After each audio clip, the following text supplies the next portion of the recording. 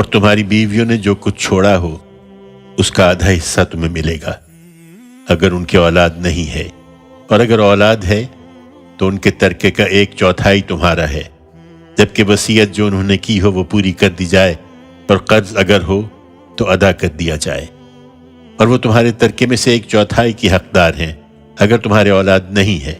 اور اگر اولاد ہے تو تمہارے ترکے کا 8واں حصہ ان کا ہے، جبکہ وصیت جو تم نے کی ہو وہ پوری کر دی جائے، اور قرض اگر ہو تو ادا کر دیا جائے۔ اور ان وارثوں کی عدم موجودگی میں اگر کسی مرد یا عورت کو اس سے رشتہ داری کی بنا پر وارث بنا دیا جاتا ہے اور اس کا ایک بھائی یا بہن ہے